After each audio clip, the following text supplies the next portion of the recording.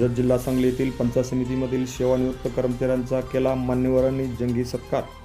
जत जिल्हा सांगली येथील पंचायत समितीच्या वतीने सेवानिवृत्त ग्रामसेवक माननीय प्रकाश चौगुले तसेच विस्ताराधिकारी संजय शिलेदार व ग्रामसेवक श्री बसरगी, शिक्षण विस्ताराधिकारी श्री मनूर यांच्यासह अनेक कर्मचाऱ्यांचा पंचायत समितीच्या वतीने पंचायत समिती सभागृहामध्ये जंगी सत्कार करण्यात आला। यावेळी मार्केट कमिटीचे माजी सभापती रमेश बिराजदार, ग्रामसेवक संघाचे जत तालुका अध्यक्ष कामेश्वर ऐवळे, ग्रामसेवक युनियनचे तालुका अध्यक्ष सुरेश खोत, ज्येष्ठ नेते मान्य आगतराव काळे यांच्यासह तिपेळेचे माजी सरपंच प्रकाश प्रतापराव शिंदे, व्हाईस चेअरमन जत सर्वसेवा सोसायटीचे प्रकाश देवकळे यांच्यासह अनेक मान्यवर यावेळी खास करून उपस्थित होते। यावेळी जत पंचायत समितीचे सहाय्यक गट विकास अधिकारी श्री मरे यांच्या शुभहस्ते सर्वांचा सत्कार करण्यात आला। यावेळी ग्रामसेवक संघाचे पदाधिकारी, ग्रामसेवक युनियनचे अनेक पदाधिकारी मोठ्या संख्येने यावेळी खास करून उपस्थित होते। या सर्वांच्या उपस्थितीमध्ये सर्व सेवानिवृत्त कर्मचाऱ्यांचा जंगी सत्कार यावेळी करण्यात आला। या कार्यक्रमाचे सूत्रसंचालन व आभार माननीय RD कांबळे साहेब यांनी मानले। पूर्वीच्या जीवनामध्ये पूर्वीच्या कालावधीमध्ये आपण सकाळी 8-8:30 वाजता बाहेर पडतो, ऑफिसचं टायमिंग असतं 9:15, संध्याकाळी 6:15 पर्यंत ऑफिसचं टायमिंग असतं आणि ग्रामपंचायत अधिकारी हा कर्मचारी भागात काम करत असल्यामुळं ते सकाळी इथून 8च्या पुढे जात असतात आणि त्यांच्या सुविधेप्रती ह्या सकाळी 5:30 असलेल्या 6 वाजता उठून त्यांना डबा बांधून देऊन मग हे आमचे ग्रामपंचायत अधिकारी हे ड्युटीला जातात आणि ग्रामपंचायत अधिकारी हे अधिकारी ह्याचा दोन म्हणून काम करत असतात आणि आमचे शिलेदारांना असतील, आमचे बसरियांना असतील किंवा आमच्या चौगुल्यांना असतील, त्यांनी शासनाच्या विविध योजना प्रभावीपणे अंमलबजावणी करून आपल्या गावचा नावलौकिक केलाच आहे। मित्र सहकारी त्यांना निरोप देताना एका वेळात हसू आहे आणि दुसऱ्या वेळात हसू आहे, त्यामुळं एक आनंदही होतोय आणि दुःखही होतोय, कारण त्या सहकाऱ्यांच्या सोबत गेली 2005 पासून मी यांच्याशी एकरूप झालो आहे आणि त्यांना आज निरोप देताना थोडंसं भरून येते, पण आनंदही आहे की सुखरूप आमच्याकडून सेवानिवृत्त होत आहे। मध्ये सर परवा हजर झाले, हे रविवार असल्यामुळे आम्हाला येता आलं नाही। तुमचंही स्वागत आहे सर या तालुक्यामध्ये। आमचे सगळे बांधव आहेत, ऑफिसचा काम आहे, सगळे एक संघ एक कुटुंब म्हणून काम करतात, त्यामुळे ही तुम्हाला कुठलीही अडचण येणार नाही ही आम्ही ग्वाही देतो। आता सांगायचं तर शिलेदारांना साहेब, मी 2005ला रत्नागिरीतून इथं आलो, त्यावेळेला आमच्या युनियनचे अध्यक्ष होते आणि एक सक्षम नेता, एक सक्षम कुटुंब प्रमुख कसा असावा ते आमच्या महादेव अण्णासाहेबांच्याकडं एक घेण्यासारखं उदाहरण आहे आणि ते शेवटपर्यंत असेच होते आणि तसेच राहिले आणि ते उभं राहिल्यानंतर अधिकारी सुद्धा 10 वेळाला विचार करायचे आणि मग बोलायचे, असं त्यांचं नेतृत्व होतं। त्या नेतृत्वामध्ये त्यांच्याबरोबर काम करण्याची संधी मिळाली। त्याच्याबरोबर आप्पा माळी अण्णा असतील, ते सुद्धा सचिव म्हणून त्यावेळेला मी आलो त्यावेळेला होते, ते पण कणखर नेतृत्व कसं असावं अशा पद्धतीचं हे नेतृत्व आहे। शिलेदारांना 2 मुलं, दोन्ही एज्युकेटेड आहेत। एका मोठ्या चिरंजीवाला जवळजवळ 25 लाखाचं पॅकेज आहे, म्हणजे सक्षम कुटुंब ते त्यांनी तयार केलं। जसं ग्रामपंचायत सक्षम 50 लाखाचं आता म्हटले, 50 लाखाचं बक्षीस मिळवून दिलं, तसं कुटुंब सुद्धा सक्षम करण्याचं त्यांनी काम केलं आणि त्याच्याबरोबर आमच्या ताई वंदनाताई त्या सुद्धा सक्षम त्यांना एक पाठबळ दिलं। मी भाड्यानं त्यांच्या घराच्या समोरच होतो पहिल्यांदा आलो त्यावेळेला आणि त्यांचं कुटुंब बघितल्यानंतर एक आनंद व्हायचा आणि त्यांच्या कुटुंबासारखं आमचं कुटुंब असावं अशा पद्धतीने एक भावना व्हावी अशा पद्धतीने त्यांनी आपलं कुटुंब सांभाळलं। तसेच दुसरे बंधू आमचे बसरगी अण्णासाहेब हे संघटनेच्या कामामध्ये कुटुंबाच्या कुठल्याही अडचणीमध्ये कायम सहकार्य करणारे आमचे बंधू आणि ते आज सेवानिवृत्त होत आहेत. त्यांच्या ताईसुद्धा त्यांना बरेच संकट आले, शारीरिक अडचण आली, त्रास झाला. त्याच्यामध्ये पण ताईने आमच्या वसर्गीय अण्णाच्या विशेषने आमच्या ताईने भरपूर साथ चांगल्या पद्धतीने दिली आहे. त्याच्या सुद्धा ते बाहेर आले आणि शेवटच्या क्षणापर्यंत रजेवर गेले नाही, हे महत्त्वाचं हे आहे. आणि त्यांना बऱ्याच वेळा सांगत होतो, अण्णा रजा आहे, रजेवर जावा. तर शेवटच्या क्षणापर्यंत त्यांनी काम केलं.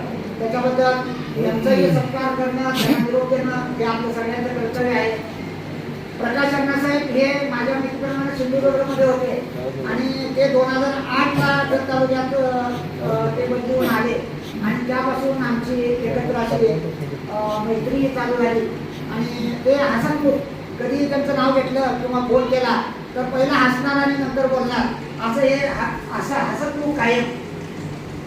त्यांना एक मुलगी आणि एक मुलगा असा त्यांचा परिवार आहे.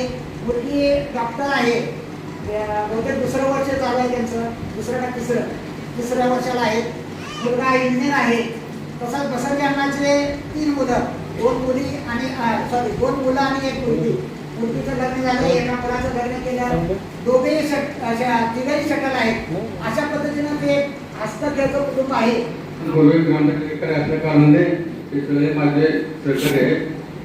त्यांचं काम अतिशय चांगलं होतं, चांगलं आहे. चांगल्या माणसांना निरोप देताना आम्हाला एका डोळ्याला काळ्याने सांगितल्याप्रमाणे आनंद आणि दुःख दोन्ही होत आहे. आता पंचायत समितीचं प्रशासन चालवताना चांगली माणसं गेल्यावर आम्हाला आता अडचण आहे. त्यांचे उणीवा नक्कीच आम्हाला भासणार आहे. त्याने आमच्या माणसासाठी आम्हाला पुढील आयुष्यात मार्गदर्शन करावं असं आम्ही त्यांना विनंती करतो. आणि जास्त वेळ न घेता त्या सर्वांना ही तिघं आणि आपल्या आरोग्य विस्तार अधिकारी आणि शिक्षण विस्तार अधिकारी श्री मनोज साहेब, माझे सहकारी, ज्येष्ठ सहकारी, या सर्वांना मी त्या सेवानिवृत्तीच्या निमित्त शुभेच्छा देतो. आणि त्या सर्वांचं पुढील आयुष्य सुख समाधानाचे, आरोग्याचे जावं असे मी ईश्वरचरणी प्रार्थना करतो. थांबतो. जय जय महाराज.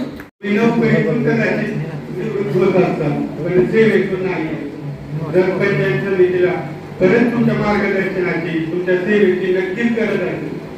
त्यासाठी तुम्ही तयार राहा आणि तुमच्या पुढील आयुष्यासाठी खूप खूप शुभेच्छा देतो.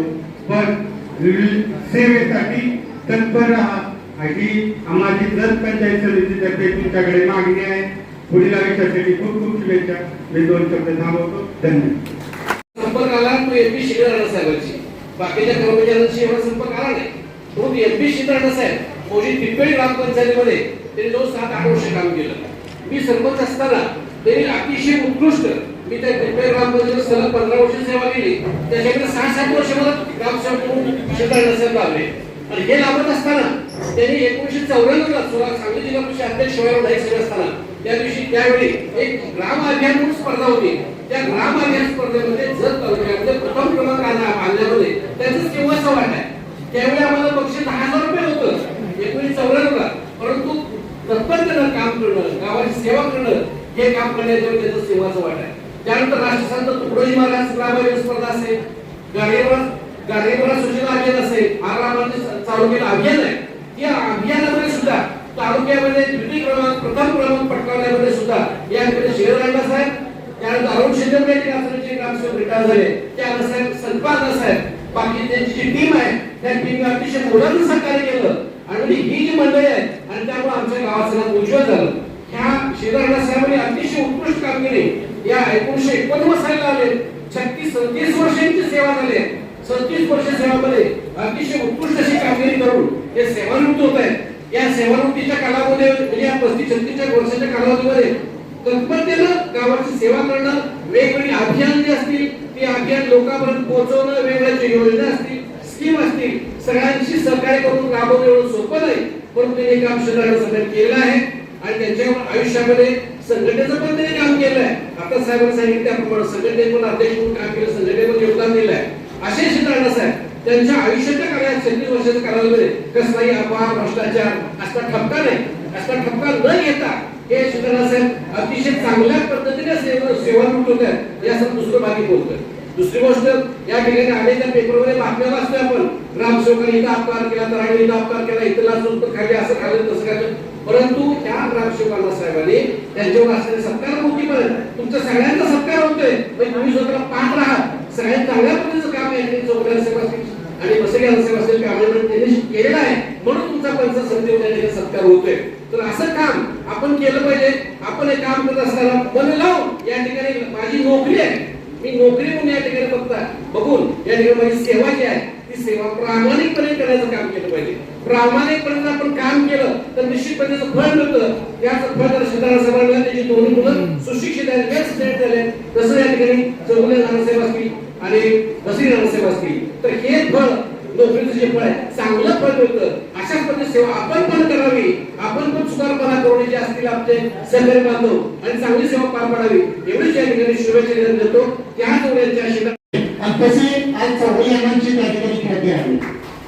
आणि म्हणून मला एवढंच या ठिकाणी सांगायचं की आपण कसं राहतो, काय करतो, कसं वागतो, त्यापेक्षा जनमानसामध्ये कसं जातो आणि त्यामध्ये आपली भावना, त्या ठिकाणी आपलं काम, हेच फक्त आपल्याला त्या ठिकाणी काय करतं की उर्वरित आयुष्यामध्ये ती आपली शिदोरी म्हणून आपल्या पाठीवर राहते. एवढंच या ठिकाणी मला सांगायचं. आज बसरी यांना सुद्धा आहेत, आमच्या शेजारच्या मोकाशाडी गावामध्ये सुद्धा बसरी यांनी बरेचशा काम केलं. ग्रामसेवक संख्या पाहिली तर युवा संख्या जास्त आहे आणि जुनी जी मंडळी आहे ते हळूहळू या आपल्या सेवेतून सेवानिवृत्त होत असल्यामुळे आम्हाला त्यांचं मार्गदर्शनाची मोठी कमतरता भासणार आहे. तर शिवराम साहेबांच्या बाबतीत बोलायला झालं तर ते त्यांनी आपल्या कामाबरोबरही त्यांनी ग्रामसेवक संवर्गामध्ये जिल्हा सचिव, त्याचबरोबर तालुका अध्यक्ष असे विविध पदे भोगलेले आहेत. त्यांच्या ग्रामपंचायत कामकाजाविषयी मला जवळजवळ 15 वर्ष त्यांच्या सहवास लागला. त्यांनी यापूर्वी तरीपण त्यांनी 7 वर्ष काम केलं. त्याही ठिकाणी तेथील जी लोकांची भरपूर अशा प्रमाणात कामे केलेली आहे. सिंचन असो, प्रभाग लागवड असो, अशा अनेक योजना त्या ठिकाणी त्यांनी योजनांचा लाभ देऊन त्यातली शेतकऱ्यांचं जीवनमान उंचवण्याचा प्रयत्न केलेला आहे. आणि अलीकडे त्यांनी वारीकडेही त्याच्याकडे ग्रामपंचायत पदभार त्यांनी 7 वर्ष त्या ठिकाणी कामकाज केलेलं आहे. तर परवा मी त्यांच्याकडून गेलो आणि त्या ठिकाणी एक चेअरमन आहेत, माजी चेअरमन, आणि त्या बोलता बोलता शेखर अण्णासाहेब म्हणले की आता मी 21 मे रोजी सेवानिवृत्त होत आहे. तर तो चेअरमन साहेब माणूस इतका म्हणजे भावनिक झाला, त्याच्या डोळ्यामध्ये म्हणजे आठव आले की आपला चांगला कर्मचारी त्यांनी लगातार 7 वर्ष या ठिकाणी कामकाज केलेलं आहे. तर असं लोकांचं मन जिंकण्याचंही काम त्यांनी या ठिकाणी केलेलं आहे. चौगुले साहेबांचे विषय थोडक्यात सांगितलं आमचं पाहुणं आहे. सुरुवाती आपलं जर साखर कारखान्यापासून रत्नागिरीपासून त्यांनी 2008 पासून पुन्हा जात नाही, पण आजपर्यंत साहेबांनी एवढं साहेबांना बोलत की साहेब कुठं जवळचे गाव आमचं सवयचे गाव दिले एका मी नेहमी विचार करतो साहेबांना. पण साहेबांचे एकच विषय होते की काय साहेब बरे, पण स्वतःचे ताकदीवर साहेब आजपर्यंत आणि एवढं जवळ त्याचं असून सुद्धा साहेब गावचे मला बदली द्या, मला करून द्या, आजपर्यंत असं त्यांनी कधी आजपर्यंत आमच्यापर्यंत कानावर कधी न टाकता एक चांगलं सेवा त्यांनी आजपर्यंत जर तालुक्यात करत आलेलं आहे. आणि त्याचप्रमाणे पत्रिकांना दिली आमचं कोणाला प्रतिनिधी जवळचे आणि त्यांनी सुद्धा वायकेने सरकार जवळजवळ चांगल्या गावात ते हँडल करत आलेले आहे. आणि त्याचप्रमाणे शिलेदारांना सुद्धा आमच्या मेडिकल ग्रामपंचायतीला सुरुवातीला मेडिकल थोडी शेतीने केल्या आम्हाला तिथे मेडिकलला त्यांचं सुद्धा गरिबांची गावासारखे मोठे गावात त्यांनी चांगलं कार्य त्यांचं सुद्धा कामाने बऱ्याच दिवसापासून बघतो. आणि कसं आहे साहेब, चांगलं काम करणारे आजपर्यंतची कितीतरी ग्रामसेवक काम करतात तुम्ही, पण मला एक वाटतं आदर्श तुम्ही चांगलं व्यक्तिमत्व जो काम तुम्ही जेवढं केलेलं तुम्ही जो चांगलं केलेलं हीच नाव तुमचं शेवटपर्यंत मागे राहत नाही. कर्मचारी सर्व पत्रकार बंधू, छत्तीचे तालुका अध्यक्ष, संघाचे तालुका अध्यक्ष, सर्व सभासद, माझे प्रतापराव सिद्धेश्वर, माझे बंधू आणि दादा अप्पा बंधू सध्या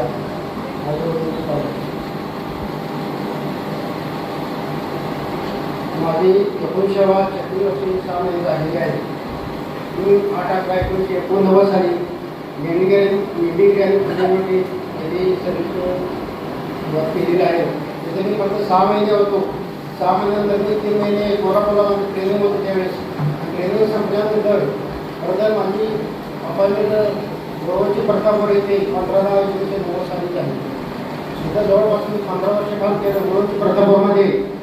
आणि त्यानंतर मी स्वतःहूनच गाव कधी करून नका म्हणत होतं, मी स्वतःहूनच परत कसरगीला गेलो. कसरगी ग्रामपंचायतीला आणि तिथं माझी सेवा जवळजवळ 6 वर्षे झाली. आणि त्याची माझ्याकडं जेवणाळ होता, परत वेळ होता. परत त्याच्यानंतर माझी बदली प्रशासकीय बदली दरिबडची झाली. दरिबडचीमध्ये मी जवळजवळ 6.5 वर्ष काम केलं.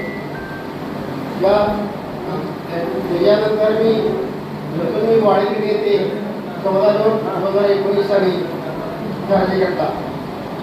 आणि आता सध्या मी 23/8/2023 पासून पंचायत समिती उत्तराधिकारी कृषी तिथे मी कामकाज करत होतो.